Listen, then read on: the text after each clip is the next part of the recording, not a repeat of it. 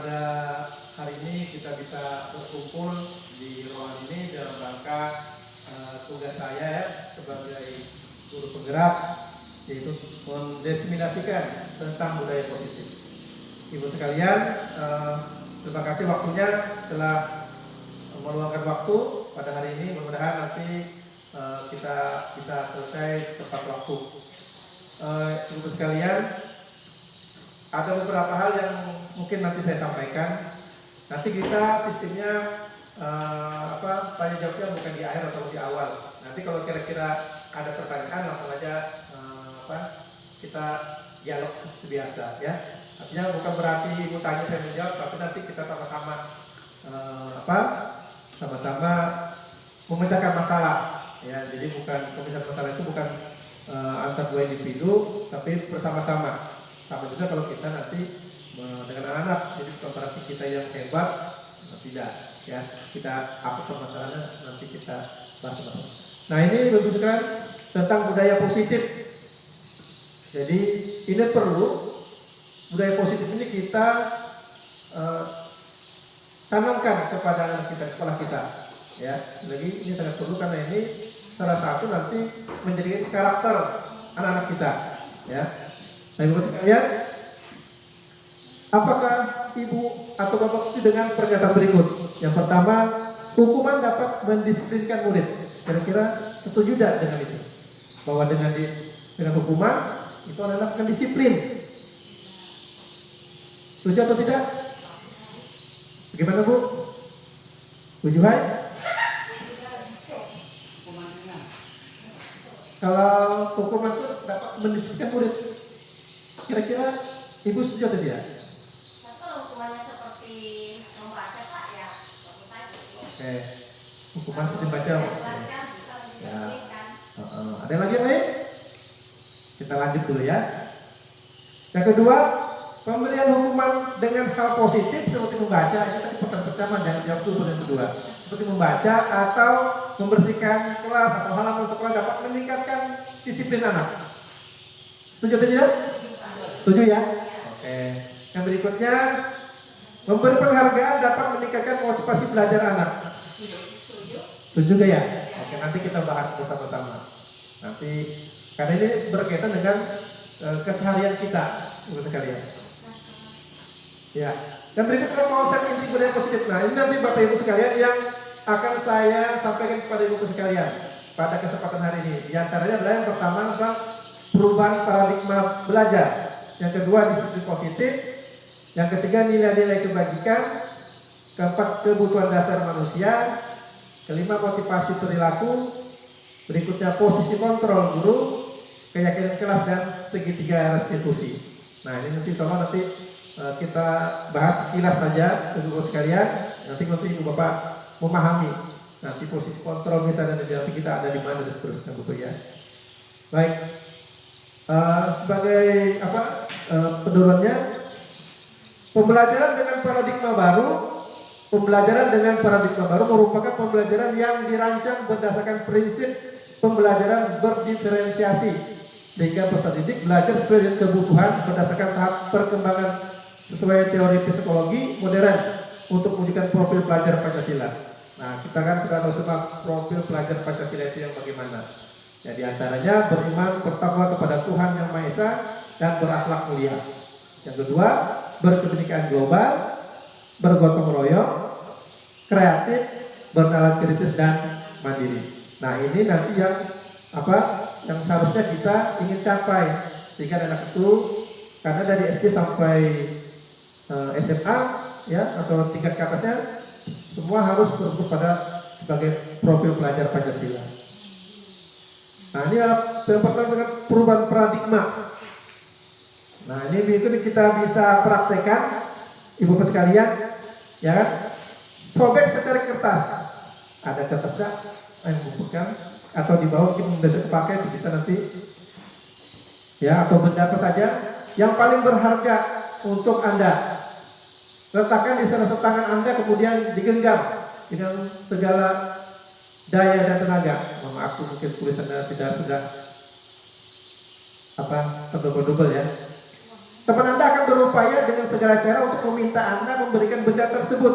Jadi nanti ibu bapak berpasangan menulis mungkin suatu nama benda yang paling berharga, tulis digenggam. Nanti temannya berupaya apa? Untuk membuka. Dengan cara apa? Bisa dengan membujuk, mengancam, menghardik, merayu, menyuap, apa saja agar mau membuka kepalan tangannya. Nah, kamu ya bisa kita praktekkan ya. Ayo coba kita saat berpasangan nanti salah seorang siapa saja boleh, satu orang menggenggam, satu yang sebagai yang ingin membuka kepala tangannya. Nah, mungkin Pak Mus bisa dengan Pak Rasid bergabung di situ. Pak Mus, Bapak. Ibu Herni bisa dengan Ibu Yuli, Ibu Herni dengan Ibu Joy dengan Ibu Asmi, ya. Nah, nanti bisa anukan, bentar saja. Sudah anggap aja 31 sudah. Nah, coba ya ditulis saja, kecil saja, nggak sampai yang panjang. Nanti tulis yang paling berharga, yang betul-betul ibu pertahankan. Ditulis namanya apa, emas kah, apakah. Nah, pokoknya yang paling berharga. Nah, nanti silakan ditulis satu dulu yang genggam. Nah, nanti ibu perhatikan temannya untuk membuka.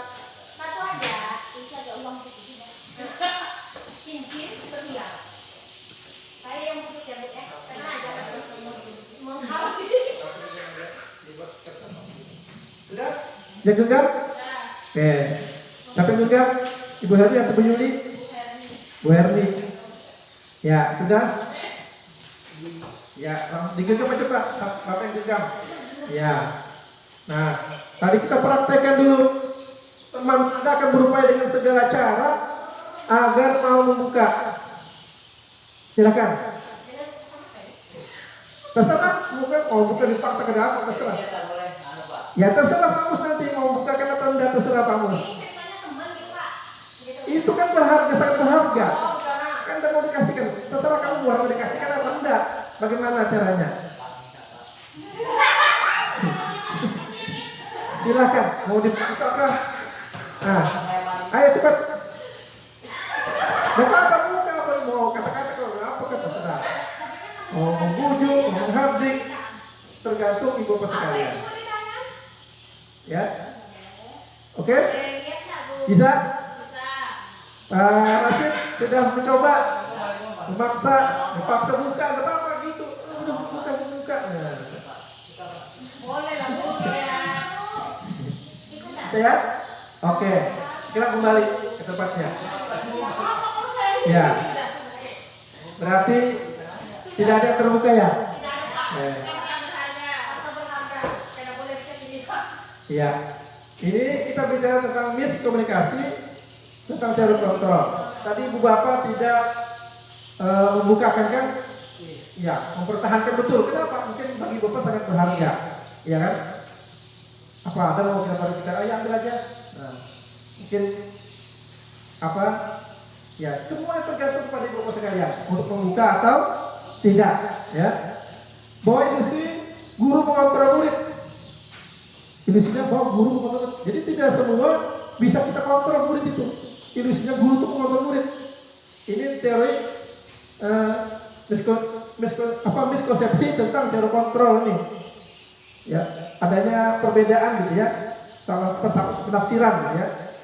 Yang kedua bahwa ilusi bahwa kritik akan membuat orang merasa bersalah, dapat menguatkan karakter. Nah, ini namanya miskonsepsinya yang salah seperti ini ya. Ilusi bahwa semua penguatan positif, efektif dan bermanfaat. Ya. Semua penguatan positif, efektif dan bermanfaat. Yang terakhir adalah bahwa orang dewasa memiliki hak untuk memaksa. Ya, itu tadi memaksakan, orang dewasa kan memaksa kepada anak kita juga mungkin di rumah. Ya, bahwa orang dewasa memiliki hak untuk memaksa. Ibu tadi sudah praktekkan. Caranya macam-macam, kan? Ayo tolong dong. Tapi yang punya membukakan atau memberikan atau tidak? Tidak. Nah, berarti nanti kita akan ke selanjutnya. Nah, ini bagaimana mengubahnya paradigma itu dari paradigma stimulus respon ke pendekatan teori kontrol. Ya. Stimulus responnya apa? Realitas atau kebutuhan kita sama. Pikiran kita gitu. Bahwa muridnya sama semua kebutuhannya. Padahal apa? Teori kontrolnya kita berbeda. Anak-anak murid pasti berbeda kebutuhannya. Ya kan? Ada yang disayang dulu, ada yang dimarah dulu, ada yang sedikit dulu. Kebutuhan macam-macam. Berbeda. Kita pun berbeda juga. Kita punya uang. Pasti kebutuhan berbeda juga ya Bu, Bapak. Ya kan? Nah, itu teori kontrol gitu. Yang kedua, semua orang melihat hal yang sama. Oh, sama semua pasti. Maunya kita itu aja. Ternyata apa? Setiap orang memiliki gambaran berbeda. Anak-anak pasti punya gambaran yang berbeda. Kita lihatkan bolpen, ayo definisikan bolpen. Beda-beda enggak? Atau sama semua? Berbeda. Nah, jadi kita tidak bisa maunya kita. Guru tidak bisa mengontrol murid. Nah, Bapak juga itu. Yang bisa mengontrol ini siapa? Yang mau membuka atau genggam? Yang Bapak pertahankan tadi. Yang mengontrol itu siapa? Yang menggenggam. Dia mau menyerahkan atau tidak tergantung dia. Ya kan? Kontrol dirinya pada kita yang genggam. Mau dibujuk, dirayu, dihardik, cuek aja dia. Kenapa? Menurut dia ini berharga betul. Dan mungkin dilepaskan. Nah, begitu. Yang ketiga, perilaku buruk dilihat sebagai suatu kesalahan. Itu stimulus responnya. Tetapi pada teori kontrolnya, semua perilaku memiliki tujuan. Anak-anak punya perilaku itu pasti ada tujuannya. Ganggu temannya, udah bilang, apa sih tujuannya? Tadi ganggu saya Pak. Tadi anak mungkin juga supaya diperhatikan temannya, atau supaya ditegur gurunya, macam-macam tujuannya. Nah, jadi ibu bapak sekalian harus memahami itu. Jadi jangan sampai nanti anak-anak berbuat salah, perilaku menyimpang, nah langsung, ya. Jadi jangan sampai nanti paradigma stimulusnya yang dipakai daripada pendekatan teori kontrolnya. Yang berikutnya, saya bisa mengontrol orang lain. Ya tadi itu, ini kalau aku minta pasti dikasih tadi ya kan? Ternyata tidak, Anda tidak bisa mengontrol orang lain. Tidak bisa melihat? Tidak bisa. Sudah macam-macam cara, sudah dicubit mungkin, dijewer mungkin, macam-macam pokoknya sudah habis tadi. Ternyata kontrolnya pada kita yang genggam ini. Nah, kalau anak-anak berarti kita tidak bisa semaunya seperti itu. Karena tadi apa? Macam-macam tujuan mereka berbuat itu, ya kan? Pandangan berbeda. Yang berikutnya, pemaksaan ada pada saat bujukan gagal. Ini pemaksaan ada pada saat bujukan gagal. Pada teori kontrolnya, kolaborasi dan konsensus menciptakan pilihan-pilihan baru. Ternyata ada cara pilih-pilihan barunya. Jadi tidak semua kita memaksa itu, bujukan itu pasti menuju kegagalan. Karena kita paksakan, ada tujuannya tidak tercapai. Ya. Yang terakhir, model berpikir menang kalah. Wah, kalau dia menghasilkan berarti aku yang menang. Kita yang murid, nah berarti aku berhasil. Murid ini sudah menghukumnya. Nah itu ya pada proses respon. Tapi teori kontrolnya, model berpikirnya menang-menang. Anak murid menang, kita menang, sama-sama menang. Jangan berpikir menang kalah. Karena bukan diperlombakan, tapi sama-sama menang. Artinya sama-sama mau berubah, kita berubah, dia mau juga. Ini menang-menang. Tidak ada yang disalahkan, tidak ada yang berimbang. Ya, menang-menang. Nah ini paradigma stimulus respon ke pendekatan teori kontrol. Nah ini yang kita pakai nanti dalam kegiatan ibu bapak sekalian di dalam kelas. Bisa kita gunakan ini. Jadi kita harus memahami dulu. Jangan sampai nanti kita selalu langsung mengambil tindakan, tapi tidak kita memahami kondisinya, keadaan anak kita. Ya. Yang berikutnya disiplin positif. Bapak sekalian, suatu cara penerapan disiplin tanpa kekerasan. Ini namanya disiplin positif. Jadi tanpa kekerasan, ancaman maupun penghargaan yang dalam praktiknya melibatkan perilaku komunikasi efektif antara guru dan murid sehingga menumbuhkan kesadaran dalam dirinya. Jadi jangan sampai anak berbuat salah atau sampai tidak ini kita kasih ini. Jadi tidak perlu itu Bapak Ibu, ternyata salah. Jadi pun demikian yang punya perilaku menyimpang jangan dihukum atau diberi penghargaan. Nah, baik juga yang menyimpang atau tidak jangan dihukum dengan kekerasan, ya kan? Atau diancam nanti kamu naik kelas, nanti nilaimu rendah. Nah, nanti kita koreksi lagi diri kita. Apakah seperti itu atau tidak? Nah. Jadi nanti harapannya apa? Kesadaran ada pada diri anak, ada pada diri murid. Sama juga kita kelakuan bisa kita praktekkan di rumah tentang anak kita. Semakin kita ancam, mungkin dia ada rasa hati aja yang tidak sebagainya. Dia mungkin taat aja, cuma sesaat. Nah, nanti kita akan ada hubungan nanti dengan materi-materi berikutnya Bapak Ibu sekalian. Mengajarkan murid untuk memahami konsekuensi perilaku yang mereka lakukan, sehingga murid dapat menghargai dirinya sendiri dan bertanggung jawab atas perilakunya sendiri. Inilah yang kita inginkan sebenarnya. Nah, ini yang kita inginkan. Jadi apa? Anak-anak tahu sendiri apa yang mereka lakukan, apa konsekuensinya. Dia punya masalah, dia sendiri bisa menyelesaikan masalahnya. Kita hanya sebagai amil saja. Jadi bukan kita yang menyelesaikan masalahnya. Kita perantara saja. Misalnya datang terlambat, langsung kita marahi. Dan ditanya dulu masalahnya apa. Kita kan tidak tahu juga masalahnya kenapa dia datang terlambat. Hanya mengira-ngira saja. Nah, nanti ada hubungan Bapak Ibu dengan video maupun nanti materi berikutnya ya tentang ini. Disiplin positif ini.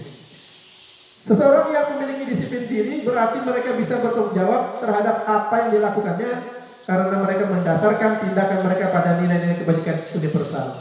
Makanya sebenarnya nanti kita di tahun ajaran baru bisa masing-masing kelas nanti membuat keyakinan kelas. Nanti di sini juga keyakinan kelas. Kalau saya tadi ingat di kelas 2 sudah ada yang mundur buat itu. Ada perlu banyak ya. Nah, keyakinan kelas ada. Kalau dulu ada apa tadi itu ya? Nah itu bisa nanti dicoba. Contohnya banyak. Nanti apa bagaimana cara buatnya ya? Kita bersama-sama bukan diri kita sendiri. Bersama-sama murid kita. Ibu bapak sekalian dengan murid disepakati. Apa yang kelas kita? Kita dikasih gambaran dulu. Dikasih gambaran. Oh maksudnya ini. Nah. Yang berikutnya nilai-nilai kebajikan. Jadi beberapa organisasi atau institusi itu saling memiliki nilai kebajikan yang sama karena bersifat universal, lintas bahasa, suku, bangsa, agama maupun latar belakang. Jadi ini yang saya ambil 3 Bapak sekalian. Sebenarnya ada beberapa tapi saya ambil salah satu contoh seperti ini. Nah kalau kita di profil pelajar Pancasila ini pendidikan itu beriman, bertakwa kepada Tuhan Yang Maha Esa dan berharap mulia, mandiri, bernalar kritis, berkeadilan global, bergotong royong dan kreatif. Nah ini adalah nilai-nilai kebajikan yang ada pada dunia pendidikan kita.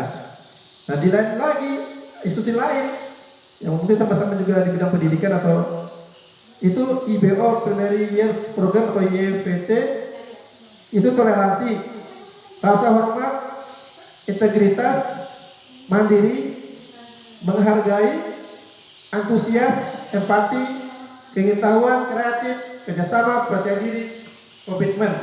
Nah, jadi masing-masing punya nilai kebaikan sendiri. Ya. Yang berikutnya the seven essential virtues. Nah, dia memasukkan nilai kebajikan adalah empati, suara hati, kontrol diri, rasa hormat, kebaikan, toleransi dan keadilan. Nah, sebenarnya ada lagi, cuma saya masukkan beberapa 3 ini saja. Saya rasa sudah bisa ada kesamaan ya dari ini. Misalnya toleransi. Nah, itu kan hubungannya juga dengan dengan beriman tadi itu, bertakwa, toleransi itu kan dengan agamanya, ya. Nah, ini saling ada keterhubungannya, ya. Nah, ini 5 kebutuhan dasar manusia. Bapak sekalian, ada 5. Pertama, bertahan hidup. Kebutuhan dasar manusia itu, ya. Sama juga dengan anak-anak. Pertama, bersifat fisiologis, kesehatan, rumah, makan. Anak-anak ada makan bersama misalnya, atau mereka di rumah itu tujuan apa? Untuk bertahan hidup.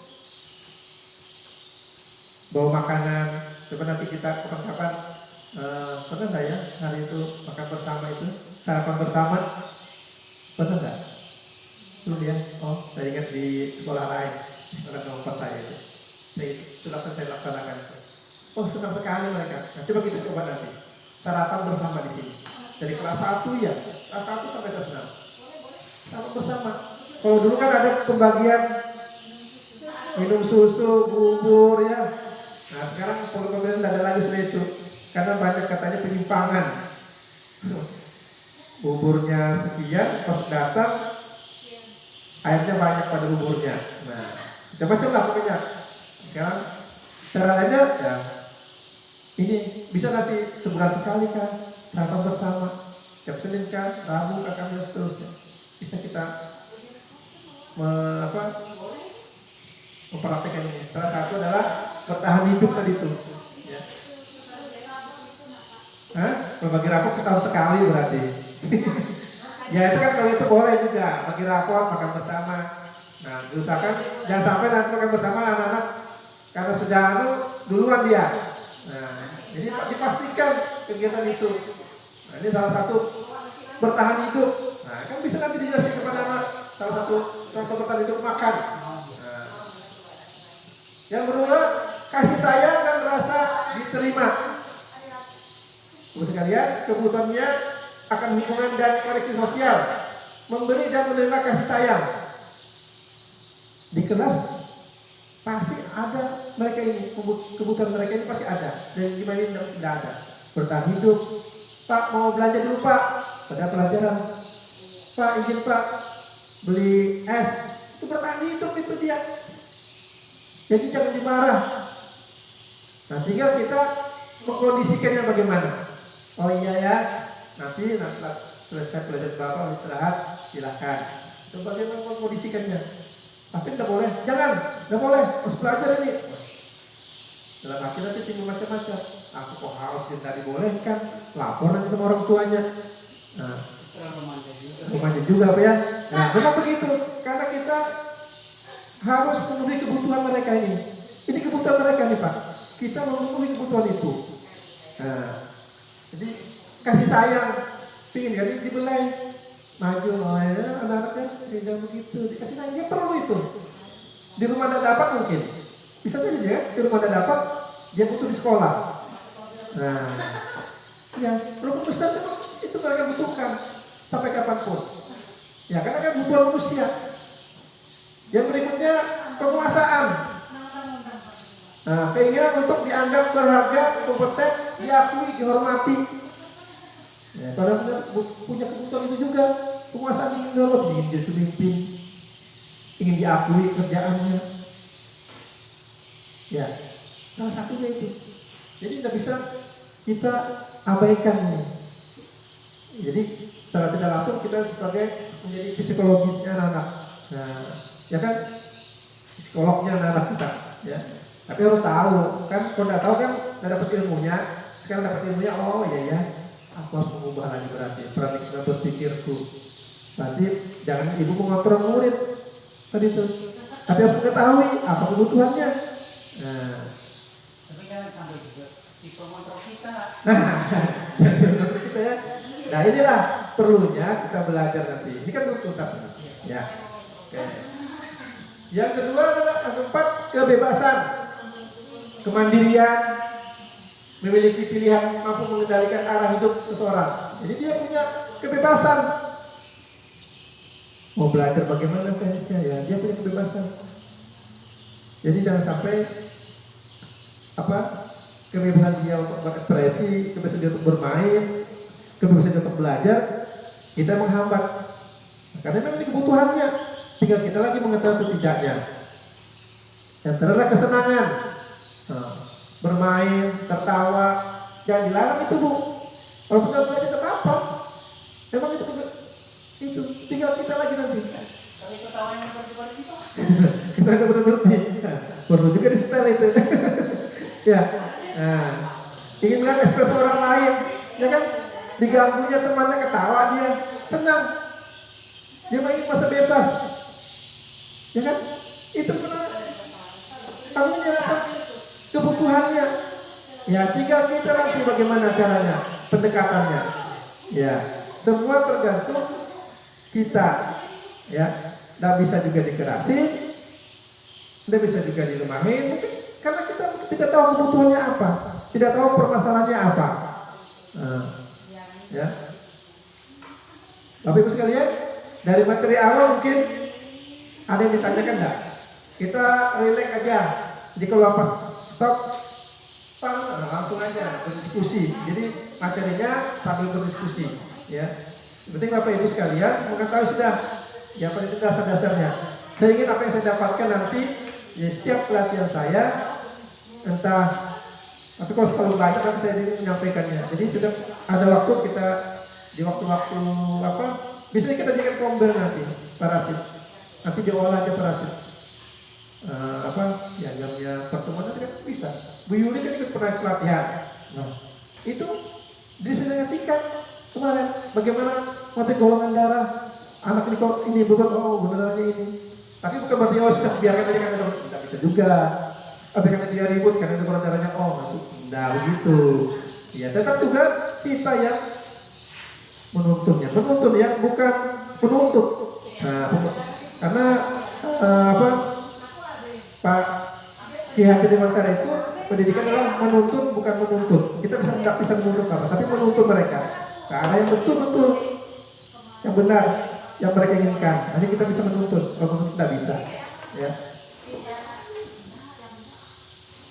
Nah ini motivasi perilaku manusia. Motivasi macam-macam. Ada dari dalam dirinya, ada dari luar dirinya. Untuk menghindari ketidaknyamanan hukuman. Ya anak-anak itu kan ada dia disiplin karena apa?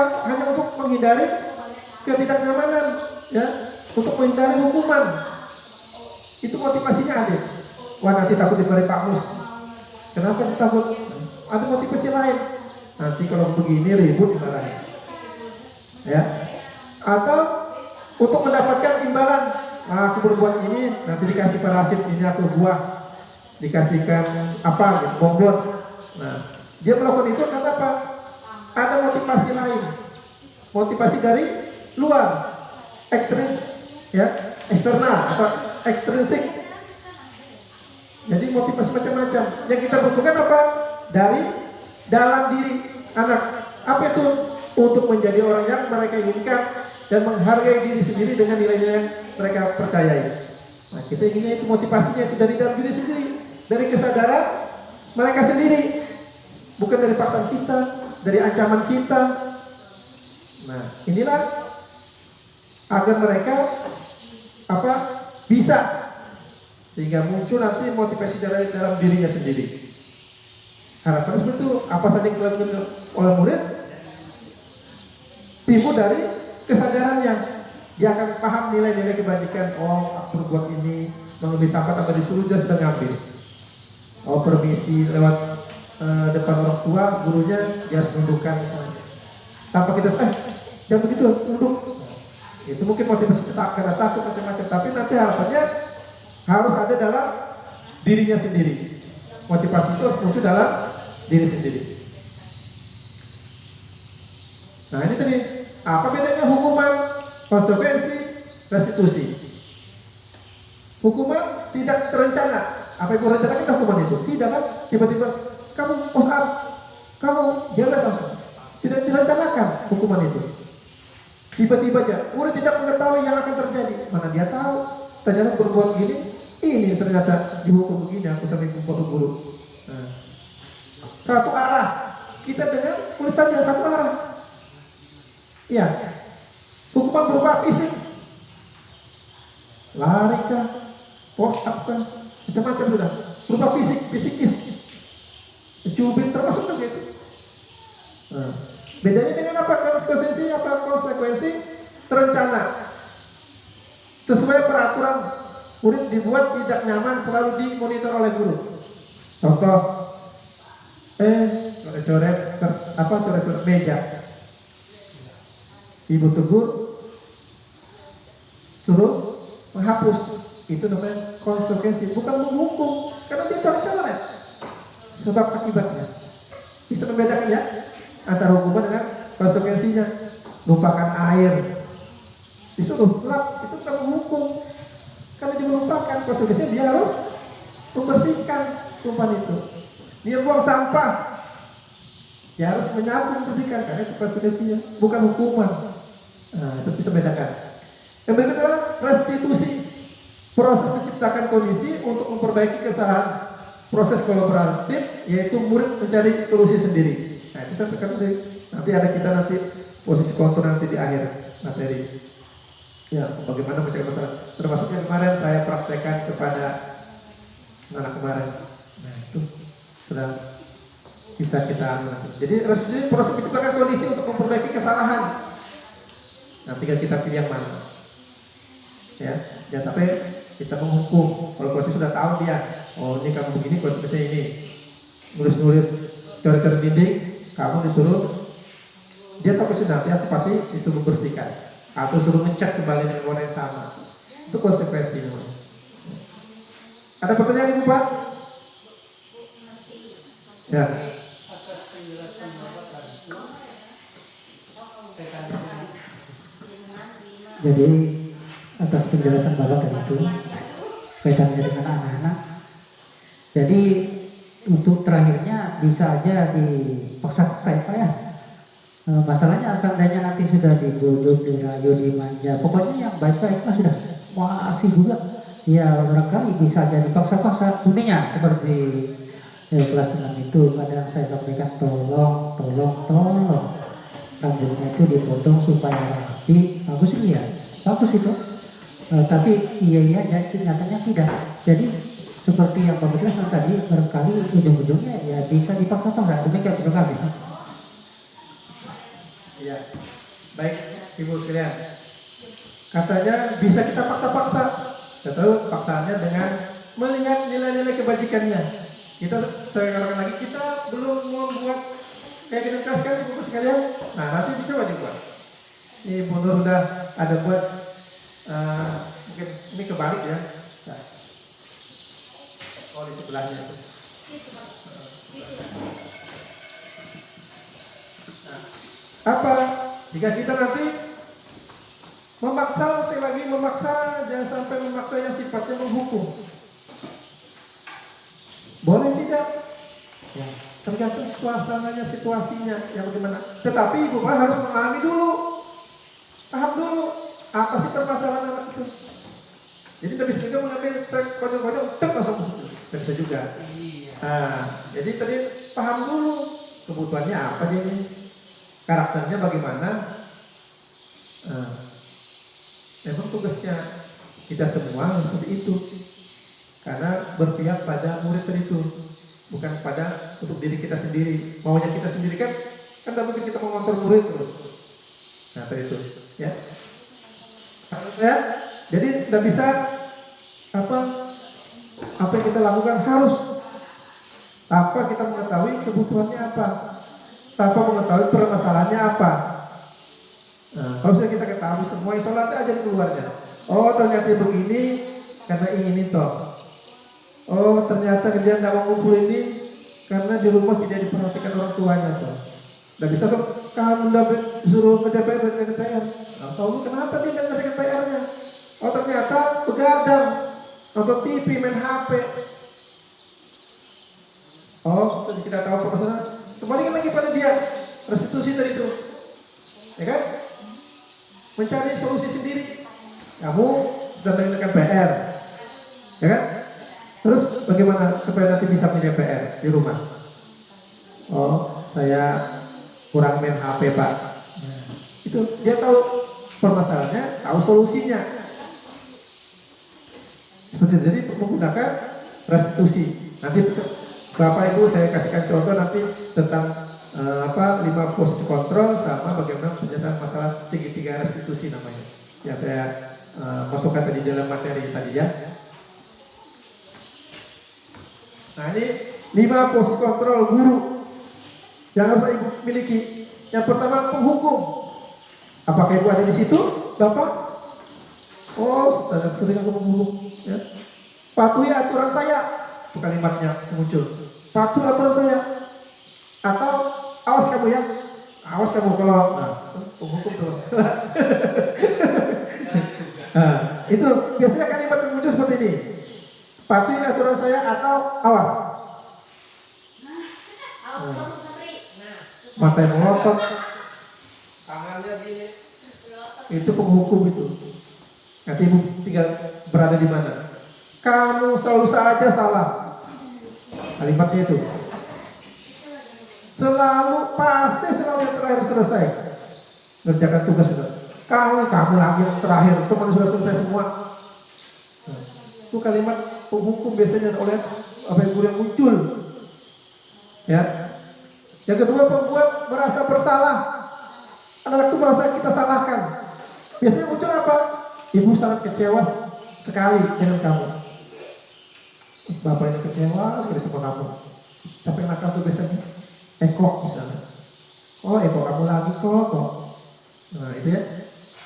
Berapa kali bapak harus bilang? Ya kan? Kamu lagi, betul kamu. Bagaimana coba kalau orang tua kamu tahu kamu berbuat begini? Datar saja.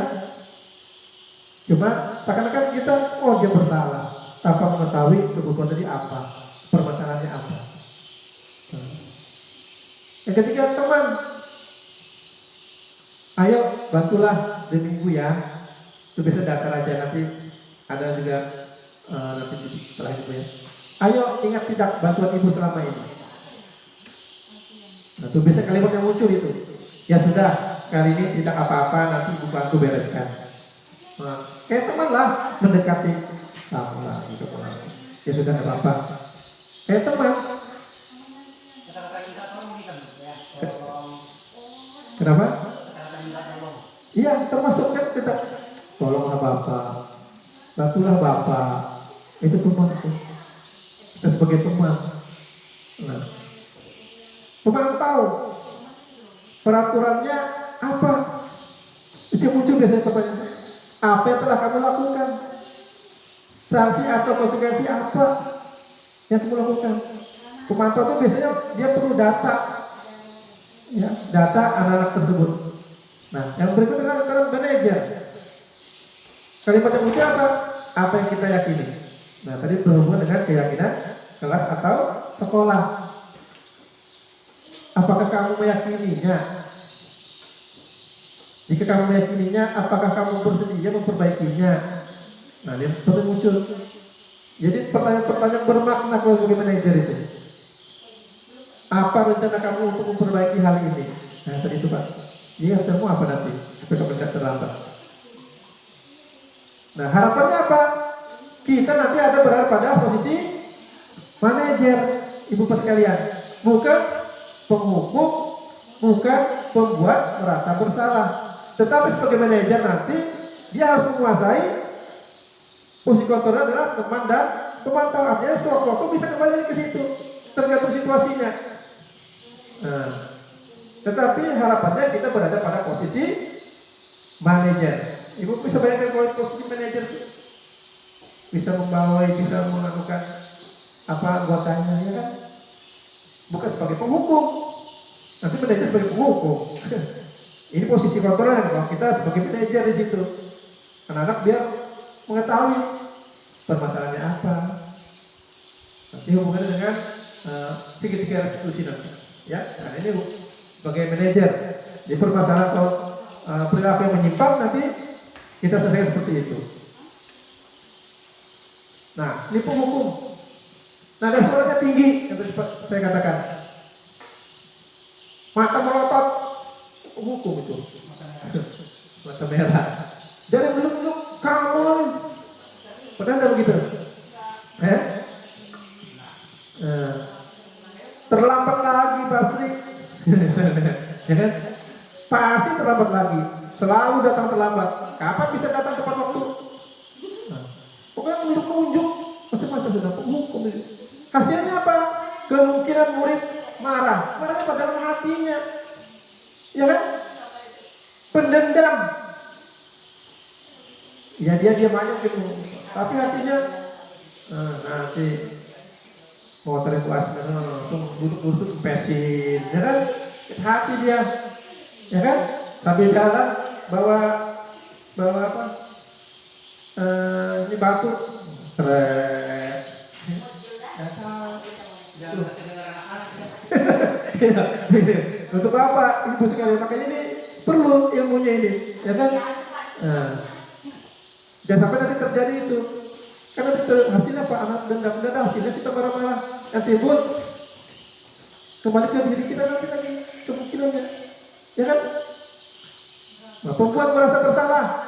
Suara nadanya bagaimana ya? Memelas, halus, sedih. Kayak apa punya? Merapat pada anak, dekatin anak. Lesu. Kamu ini bagaimana ya? Kamu sudah janji sama ibu, sama bapak.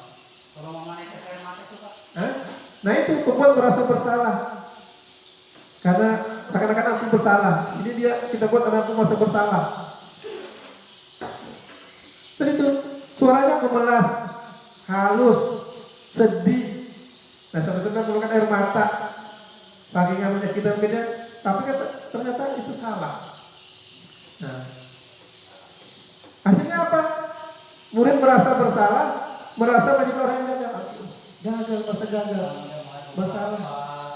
Tapi guru tidak memahami kebutuhannya tadi itu.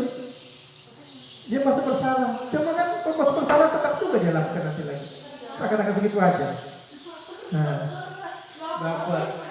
Hasil merasa bersalah, merasa menjadi orang yang gagal. Gagal menyenangkan kita. Bukan apa akhirnya apa? Dari luar dia, bukan dari dalam dirinya.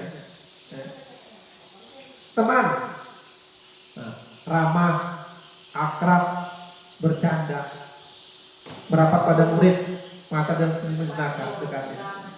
Itu kan, Eko, ayolah, bagaimana sih kamu kemarin? Kamu sudah janji kan ke ibu?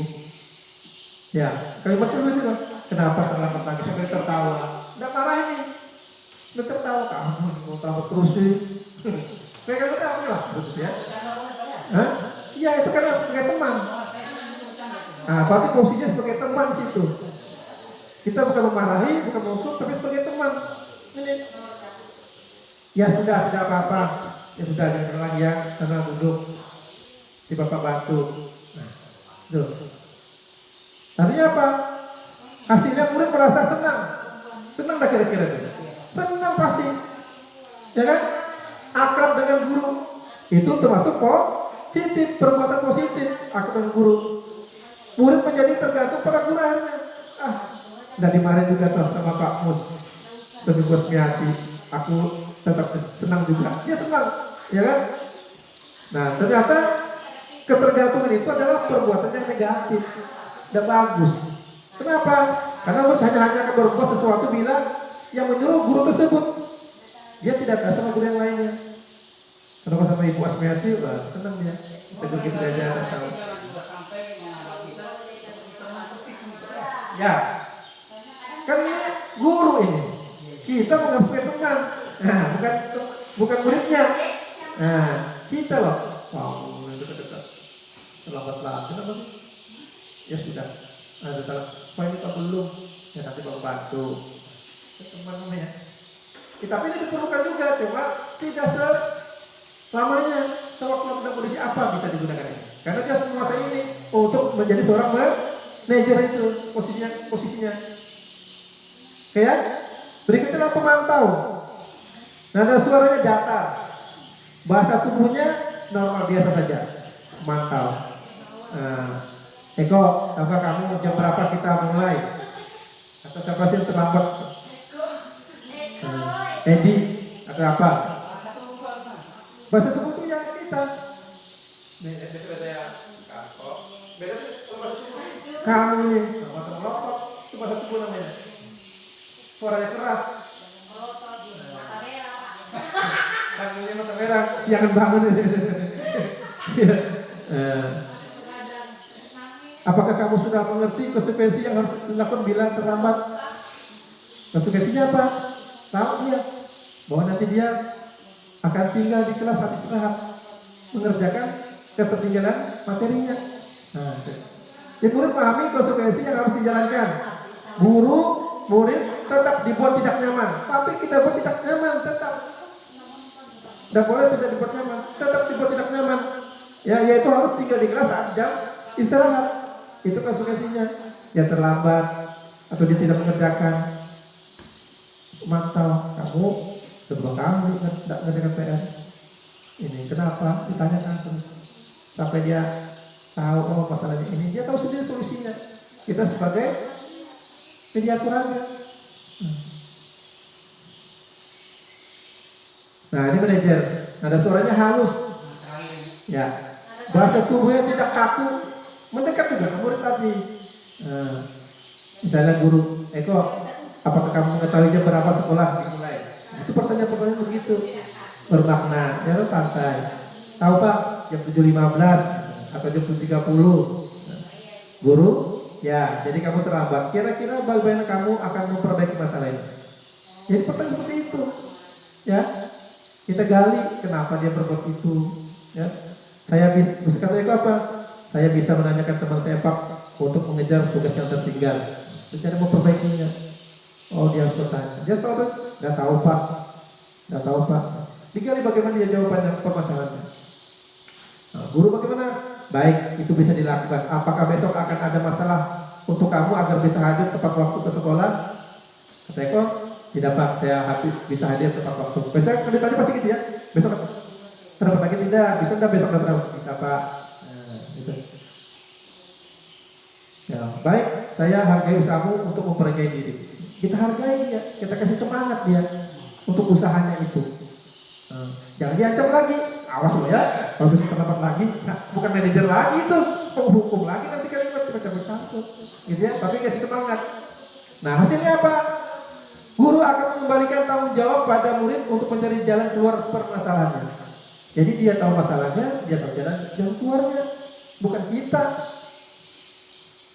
Nah, coba nanti kalau ada permasalahan itu, ibu bisa praktekkan. Dan kayak saya kemarin, ada besi panggung, tapi jangan di depan teman-temannya. Panggil si kantor. Kenapa tadi begitu? Apa saja yang kira-kira menyimpang, perilaku menyimpang? Apa saja? Mengganggu teman saat belajar. Oh, panggil aja lah. Kalau Bapak panggil tadi ini, nggak tahu Pak. Tadi si Ani kasih tahu kamu mengganggu pekerjaannya. Iya Pak, kenapa kamu ganggu? Kita tanyakan itu. Permasalahannya apa? Jadi langsung dimarahi. Ya. Nah inilah keyakinan kelas untuk sekalian yang mungkin harus kita lakukan nanti saat di awal tahun ajaran baru dan harus ada. Ya. Pak, bagus dipanggil atau bagus dikasih lihat temannya gimana? Yang mana itu? Kalau dia punya kesalahan dengan lambat pelatihan, kalau kita bagus panggil sendiri di kantor atau kita kasih tahu baik di depan temannya supaya temannya dengar dulu gimana Pak? Ya, tergantung nanti perilaku menyimpang itu berat atau tidak. Nah, permasalahannya apa? Kalau menurut ibu bagaimana? Ramai-ramai dikasih tahu bahwa oh anak itu salah, nanti dia merasa oh Jika diumumkan ya kan, oh ngalu dia dengan teman-temannya. Si A tadi oh kita sampaikan. Kalau saya kayaknya lebih bagus kita panggil. Penyampaian secara umum jangan melibatkan nama anak tersebut. Tahu maksud saya? Ada menyimpang misalnya, oh gitu. Bagus panggil aja. Sabri kamu tuh sudah banyak orang itu bisa tahu. Kita sebut namanya nih, ngomong gini. Nanti apa dia merasa apa? Masa bersalah, masa dihukum, macam-macam sudah. Kayak di seakan-akan di apa ya? Iya, dipojokkan. Nanti macam itu hatinya dendam, sakit hati, macam-macam sudah. Tidak mau menghargai, benci sama kita. Apa? Kenapa? Ya bisa jadi dibully. Ada yang diolok-olok, kepo. Tambahnya dia emosi berkali tambah lagi masalah baru, bukan mencegah masalah. Ya kan? Karena salah kita tadi itu cara menanganinya akhirnya permasalahan bertambah, bukan berkurang. Gitu. Saya? Oke, kita lanjut. Keyakinan keras. Mengapa bukan peraturan kelas? Bisa ibu jawab? Ayo. Keyakinan kelas. Kenapa bukan peraturan kelas? Dapat peraturan kelas. Namanya keyakinan kelas. Keyakinan yakin. Yakin. Yakin ya. Akhirnya apa sih? Kalau Keyakinan kelas. Mengapa bukan? Sebenarnya peraturan kelas. Kenapa keyakinan kelas? Tapi yang apa keyakinan kelas yang bagaimana yang kamu menurut pengawas? Eh. Kebetulan ini namanya. Betul aja. Di mana Pak cetak? Cetak kan?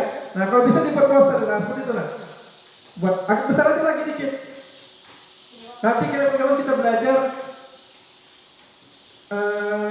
Canva. Nah, itu bisa digunakan orang kuliah-kuliah itu.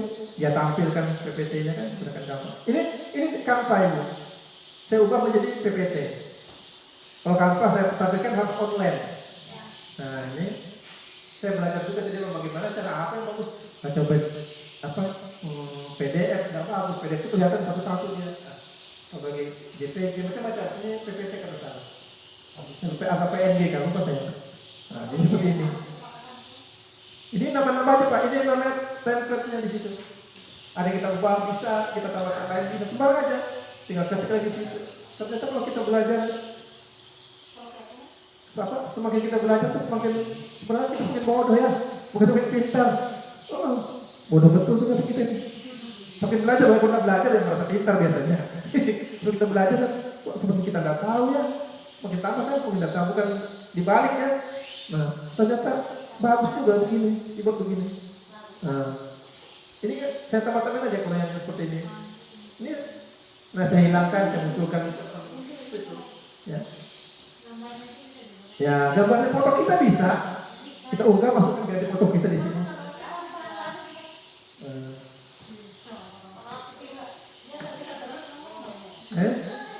jangan satu-satunya itu lagi YouTube. Bagusnya kan praktek.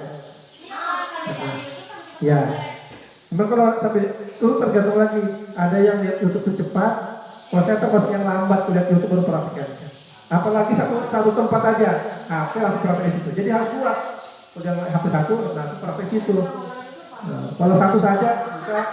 Saya termasuk orang yang lambat. Saya ingin langsung dipraktekkan langsung kalau lihat satu. Tapi kalau sudah kita istirahat praktekannya besok lagi pasti lupa lagi. Jadi sering-sering. Ya, nanti Bu Yuli ya. Tugasnya nanti. Iya loh, hasil pelatihan harus didefinisikan, harus diterapkan. Karena itu ilmu dari Bu Yuli harus sampaikan ke teman-teman. Dipercaya. Ya tapi apa? Nah, kita belajar kan, semua belajar. Termasuk saya tahu juga, karena saya separuhnya keluar mengisi PPN Bapak Ibu Guru belajar. Tidak ada berkurang Pak. Tidak diasah aja, itu aja ada sudah cuma kurang diasah pakai kotak tajam, gitu ya Pak. Hah? Ya, tergantung kita sebenarnya mau ngasah bandanya. Ada orang tua tetap dia bayangkan bisa kasih pintar, kan biasa tuh.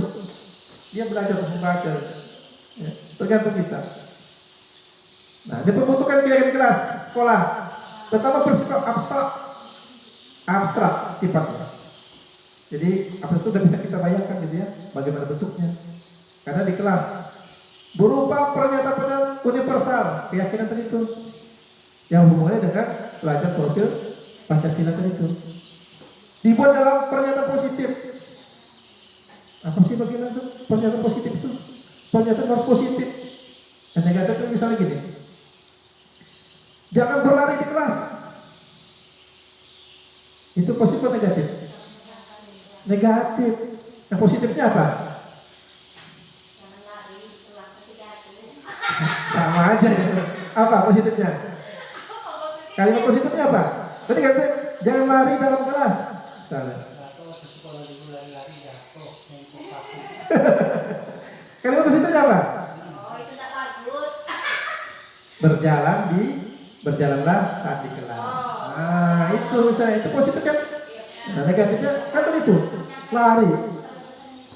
Nah, jadi kita buat kalimat yang positifnya berjalan di kelas. Kenapa? Nah, itu pemahaman kan kita tulis nanti, tidak mungkin kita panjang betul kalimatnya. Ya, untuk keyakinan kelas itu. Tidak terlalu banyak, misalnya banyak sampai di 20. Ngapain banyak? Sedikit aja, ya kan, agar mudah diingat dan dipahami. Nah, yang berhubungan dengan kesehariannya saja, ya. Dapat diterapkan di lingkungan kelas. Nah, jadi sekali itu dapat diterapkan, jangan dapat diterapkan, harus dapat diterapkan. Keterlibatan seluruh warga kelas, semua saat kita mulai harus terlibat. Jangan gurunya tentukan, begini ya Pak, ini ya Bu. Kita libatkan, apalagi ini Pak, tulis dulu. Tidak apa-apa masukkan, tulis aja dulu. Yang sama, kira-kira masuknya sama ya, tersisihkan. Jadi harus terlibat semua, dosa banyak. Seperti itu, dipahami. Dapat ditinjau dari waktu ke waktu. Semester nanti, oh kayaknya ayo kita pertahankan atau kita tambah atau kita kurangin ini. Nanti kan kita serahkan aja, ayo Pak, tambahin Pak, ayo kurangin ini dosanya Pak. Karena sering tidak pernah dilakukan, misalnya sering melakukan ini, kita masukkan seperti itu. Ya. Lalu ya, kayaknya nguap semua, kita berdiri dulu. Nah, berdiri sebentar aja. Nah, berdiri sebentar aja. Hah? Potong api gitu ya. Nah, saya ingin nanti belajar konsentrasi lawan kata. Lawan kata. Bisa nggak panjang aja, panjang. Panjang di samping. Nah, gitu ya, gitu. Panjang di samping. Oke. Ya. Lalu lawan kata, Bapak depan boleh. Jangan yang panjang. Panjang. Iya. Nah, baris. Tahu lawan kata Pak? Tahu. Malas. Nah, itu lawan kata. Kenyang. sama lapar juga. Oke ya. Nanti Pak Guru, saya akan dulu, nanti kalau Ibu yang jawabnya. Nanti sudah bisa, nanti baru saya serahkan kelompok ini membuatnya, di sini lawannya. Terus, gitu ya. Pak ya. Saya dulu. Oke. Ya. Saya coba dulu prakteknya dulu. Ya, terus dulu. Oke. Sama-sama aja nih kalau ini. Iya, paling enak nih. Langit. Bumi. Nah, cepat kok jawabnya. Langit. Semua. Nanti kita dulu. Oke. Kiri. Loncat. Kiri. Kanan. Ikut perbuatannya. Kalau saya loncat, kiri berarti dapat ke kanan loncatnya. Oke, deh. Ulang lagi. Kenyang. Atas. Bawah. Bawah. Oke. Siap. Lahir Pak ya. Dari saya nanti Ibu. Kiri.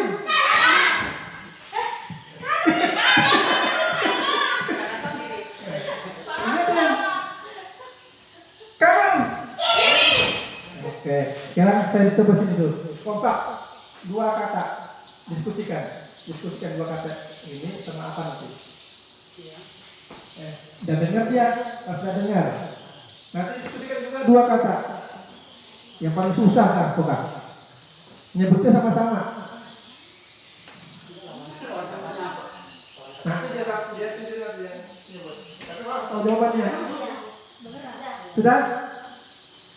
Paling susah pokoknya.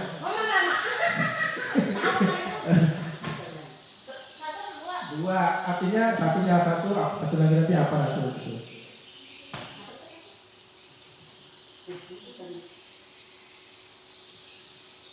Bisa makan kenyang. Apa? Kalau bedanya makan kenyang.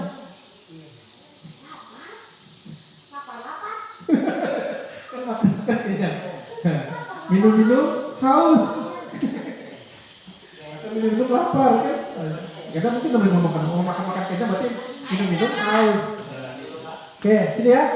Oke, boleh dengan gerakan jawabnya dengan gerakan juga. Iya. Kan jangan disebutkan ini lawannya. Kalau ada gerakan bisa gerakan. Ya, siap. Ya, 1, 2, 3.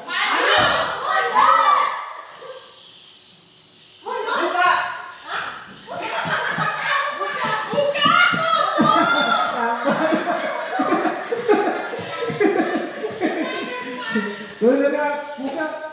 Ya, tutup begini. Tutup juga jangan. Kakinya yang apa? Oke. Sudah ya? Jadi lagi. Oke, siap. Ya. Oke. Sudah kan? Sudah siapin belum? Saya harus siapin ya.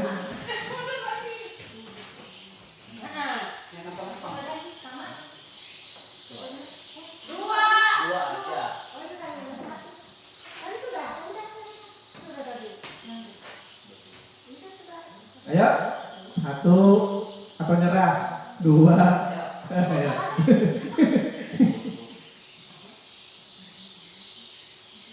Ayo. Ya lama-lama mau tadi dulu lah. Sudah siap memang. Yuk.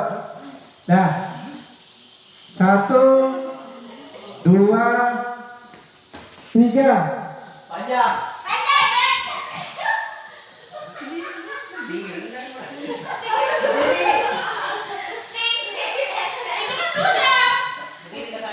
Duduk, dan apa juga lakukan ceritanya. Oke, kembali. Masih konsentrasinya belum. Nah, nanti bisa ibu praktekkan di tengah-tengah pembelajaran. Ya kan, kita sudah belajar kemarin. Coba nanti ya, buat lagi 1 hari ini, buat besok nanti buat lagi balik. Kan banyak itu. Baik, sekalian, ya. Segitiga restitusi. Nah, apa itu segitiga restitusi? Proses menciptakan kondisi bagi murid untuk memperbaiki kesalahan mereka sehingga mereka bisa kembali pada kelompok mereka dengan karakter yang lebih kuat. Tadi itu. Jadi permasalahan harus seperti ini nanti Bu. Apa saja itu, bagaimana ini gambarnya Bapak Ibu sekalian? Pertama adalah validasi menstabilkan identitas. Nah, kenapa bisa ditutup kalimat setiap orang pasti pernah melakukan kesalahan. Semua orang pasti salah, Bapak juga pernah salah. Nah, itu. Dia ini kan benar validasi, ya. Apa menstabilkan identitas? Kamu bukan satu-satunya yang pernah melakukan ini. Jangan dulu. Ya sampai kita langsung pada fokusnya. Ya. Baru apa? Validasi tindakan yang salah. Kita validasi tindakan yang salah itu apa? Bisa dengan adakah cara yang lebih efektif untuk mendapatkan apa yang kamu butuhkan? Nah, kamu tentunya punya alasan mengapa melakukan ini. Kita tanya itu alasannya kenapa. Kita tanyakan validasi tindakan yang salah. Nanti Ibu mau lihat videonya tentang segitiga restitusi. Yang benar keyakinan kelas yang telah kita sepakati. Menanyakan keyakinan kelas. Maka bagaimana kita mau melakukan segitiga restitusi kalau kita belum buat keyakinan kelas? Harus dibuat dulu. Nah, kamu ingin menjadi orang seperti apa? Kalau sudah kita buat kayak gini kelas, enak tuh. Tapi kalau kita tidak buat, maka tersedak. Mungkin kita sudah melakukan ini, cuma tidak sampai lengkap, ya kan? Kita tanyakan, cuma tidak lengkap. Kenapa? Karena kayak kelasnya tidak ada, ya. Nah ini berbuat salah itu tidak apa-apa. Nih, tidak ada manusia yang sempurna. Itu kalian bisa keluar dari itu, dari kita. Saya juga pernah melakukan kesalahan seperti itu. Bapak Ibu tidak mencari siapa yang salah, tetapi Bapak Ibu mencari solusi dari permasalahan ini. Nah, itu kamu berhak merasa begitu dan seterusnya. Ya, itu namanya kita sebagai manajer menggunakan segitiga dan seterusnya dalam permasalahan, menyelesaikan masalah. Ya, yang tujuannya untuk apa? Mengubah identitas anak dari orang yang gagal menjadi sukses. Ya, gagal karena kesalahannya, jadi sukanya tidak berbuat lagi. Nah, validasi tindakan yang salah. Setiap perilaku tindakan dengan tujuan memenuhi kebutuhan dasar. Nanti kebutuhan dasar manusia tadi itu, ya. Padahal kamu bisa melakukan yang lebih buruk lagi dari ini, ya. Itu orang itu. Padahal kamu bisa lagi yang lebih buruk dari ini, atau lebih bagus lagi dari ini. Nah, kamu pasti punya alasan mengapa melakukan hal itu. Kita tanyakan itu, karena semua kalimat pada pertanyaan bermakna, ya. Kamu patut bangga karena telah melindungi sesuatu yang penting buatmu. Nah tadi itu melindungi temannya, misalnya dia pak ganggu teman saya pak, dia ganggu adik pak, maka saya dan seterusnya. Ya. Menanyakan keyakinan. Nah, kita tadi Bapak Ibu nanti pada harus membuat keyakinan kelas. Dan sekolah juga mungkin yang kita gunakan, ya. Pada dasarnya anak termotivasi secara intrinsik. Pada dasarnya, ya. Apa keyakinan kelas kita? Jangan sebutkan karena dia olah bersama-sama itu. Makanya jangan terlalu banyak, kalau banyak dia lupa apa yang disebut sebenarnya. Nilai apa kita sepakati bersama? Tahu dia bisa menyebutkan nilainya. Kamu ingin menjadi orang seperti apa? Saya ingin jadi lebih baik lagi pak. Saya ingin menjadi orang yang disiplin lagi pada seterusnya. Karena dia sudah punya keyakinan kelas. Jangan tahu itu. Nah, sudah saya bagus sekalian. Terima kasih. Ada pertanyaan di bapak sekalian? Sebelum kita selesai, saya ingin memperlihatkan bagaimana sih ibu bapak nanti berada pada posisi kotor di mana, terus menyelesaikan permasalahan di mana, ya.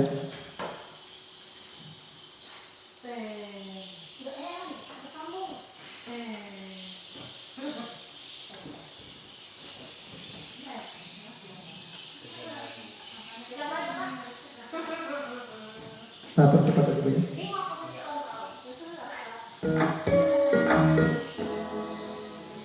Lima posisi keempat, posisi pemantau atau monitor unit di sekolah dan melihat bagaimana kelima posisi Ya, ini posisi menghukum.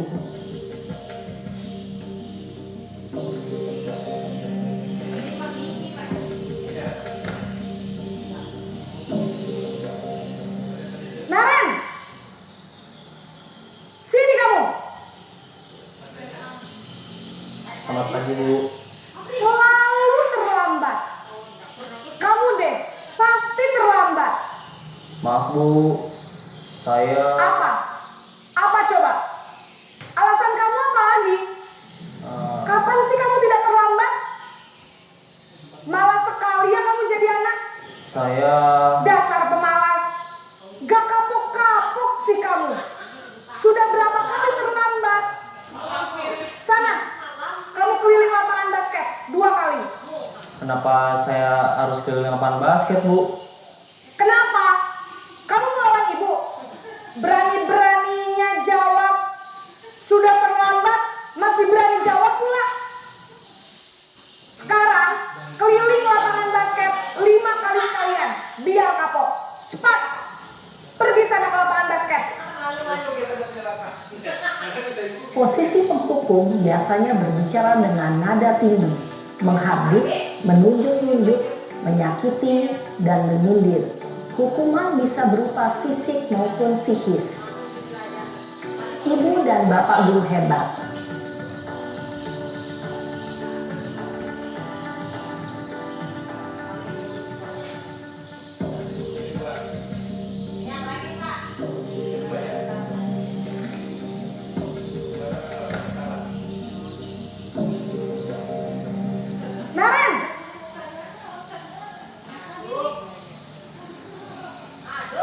pagi, Bu.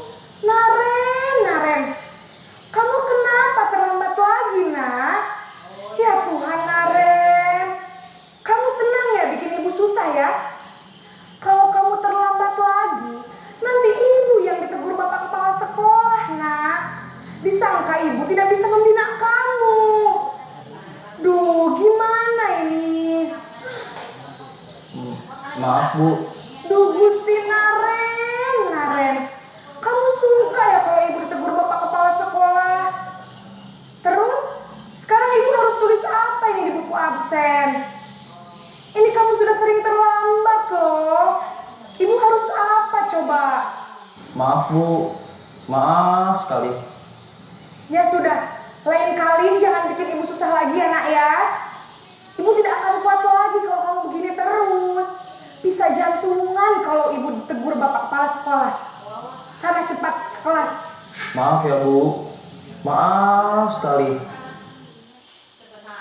Cenderung lembut, namun kata-kata yang diutarakan membuat murid merasa menjadi orang yang gak. Ketika guru mengambil posisi pembuat rasa bersalah, murid akan menganggap dirinya yang bersalah dan ia akan menyimpan emosi negatif tersebut di dalam dirinya.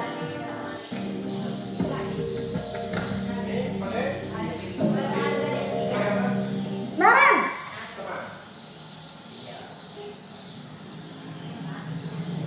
Selamat pagi, Bu.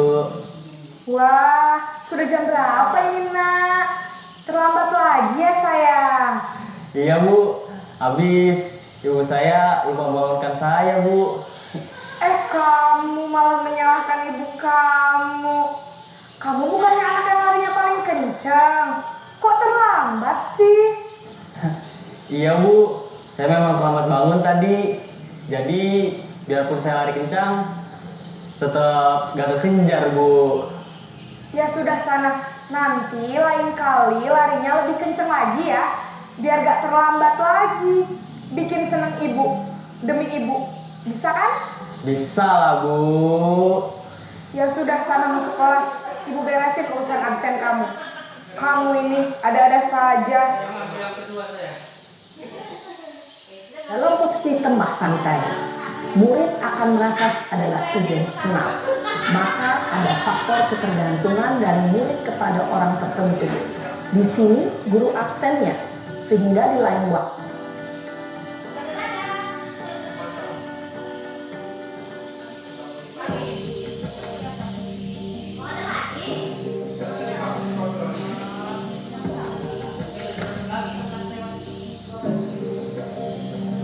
Naren,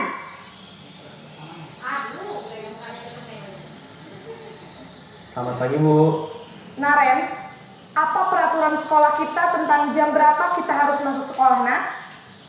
Kita harus di sekolah jam 7, Bu. Iya betul, sekarang sudah jam 7.20. Naren sudah tahu konsekuensinya jika terlambat hadir. Paham, Bu. Saya harus tinggal kelas pas jam istirahat selama 20 menit. Iya benar, konsekuensinya demikian. Jadi nanti jam 9.30 pas istirahat, kamu harus tinggal di kelas, kerjakan tugas tambahan untuk ketertinggalan kamu, ya? Baik, Bu. Bukan bahas.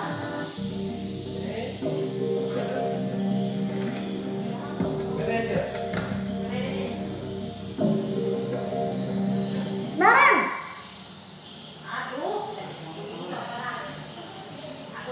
Selamat pagi, Bu. selamat pagi Naren. Maaf, Bu. Saya terlambat. Iya, sekolah masuknya jam 7, sekarang sudah jam 7.20.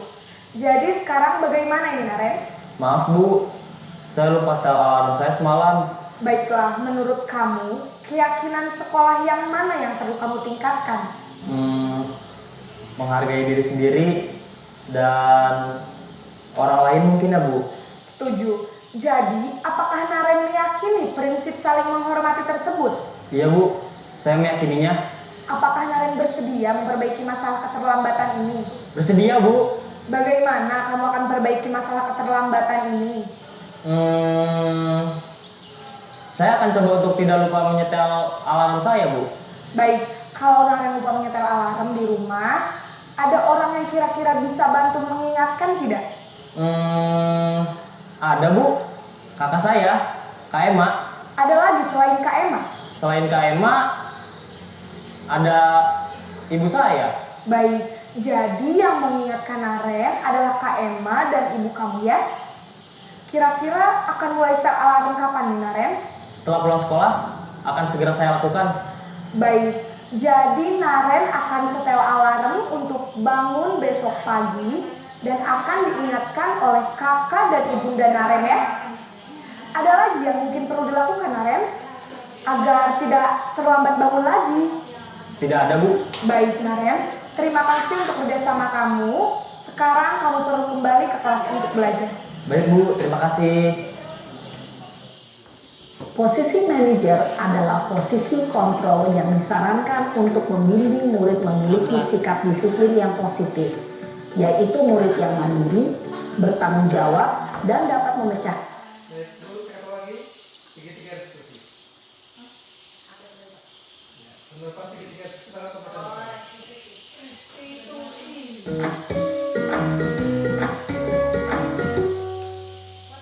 Salat restitusi. Restitusi dikembangkan. Restitusi adalah suatu proses dialog yang dijalankan oleh guru atau orang tua agar dapat menghasilkan di posisi manajer. Aspek yang dikembangkan pada murid adalah motivasi intrik. Suatu kegiatan ini terdiri dari 3 langkah. Sisi pertama, orang dulu.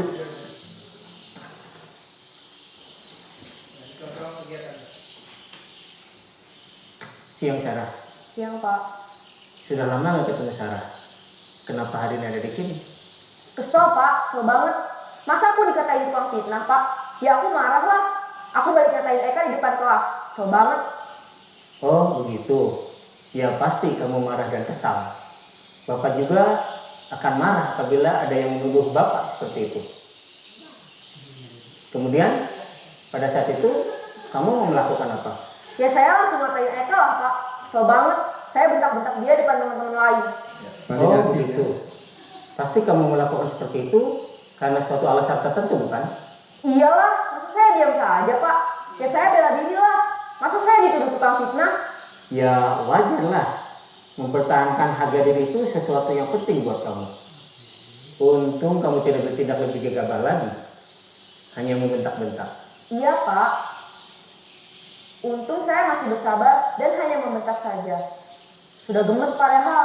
Saya pasti bela diri lah. Ya pasti ya. Tapi kamu memilih untuk tetap bertahan dan bersabar. Kamu memilih untuk tidak berbuat lebih parah lagi bukan? Iya. Nah, sekarang coba kita lihat lagi. Tindakan kamu yang bentak-bentak Eka di kelas. Tindakan kamu itu kira-kira sesuai dengan keyakinan kelas atau prinsip kamu tidak? Enggak lah Pak. Capek Pak jadi pemarah. Jadi keyakinan atau prinsip mana yang kurang sesuai dengan keinginan kamu? Ya, saya sebenarnya sangat menghargai orang lain. Mungkin saat itu saya menjadi emosi.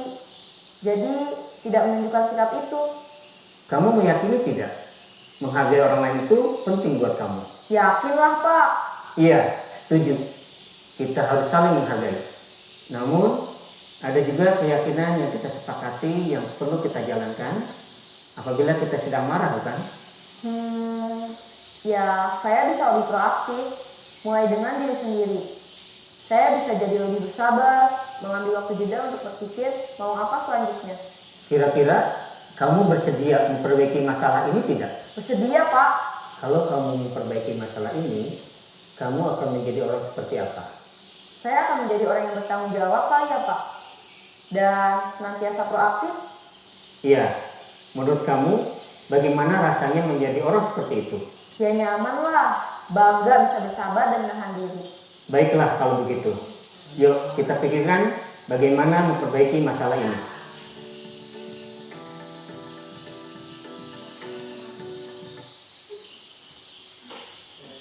Baik Bapak Ibu, mudah-mudahan kita ada posisi yang 5 posisi kontrol berada pada posisi sebagai manajer. Terus menyelesaikan masalahnya harus menggunakan segitiga restitusi. Jadi tidak kita menghakimi langsung ya. Jadi kita panggil. Nah, mungkin dengan ini ada bayangan dari Bapak Ibu. Oh, dikasih yang sendiri. Nah, coba kita praktekkan. Coba. Namun coba tidak apa-apa. Bisa gagal, mungkin karena gagal, mungkin karena kurang dan sebagainya. Karena kan mencoba terus. Iya. Kita coba nanti mana anak kita yang memang sering melakukan kesalahan tingkah laku yang menyimpang seperti itu ya. Baik Bapak Ibu sekalian, terima kasih lagi pada kesempatan hari ini atas destinasi saya pada budaya positif. Mudah-mudahan kita bersama-sama nanti bisa melaksanakan sehingga timbul karakter pada diri anak kita ya, karena kita sebagai contoh tauladan ya bagi anak kita. Jangan lupa itu kita pasti dicontoh sebagai contoh paling utama ya di sekolah. Demikian Ibu sekalian, mari kita sama-sama mengucapkan hamdalah. Kurang lebihnya saya mohon maaf. Assalamualaikum warahmatullahi wabarakatuh.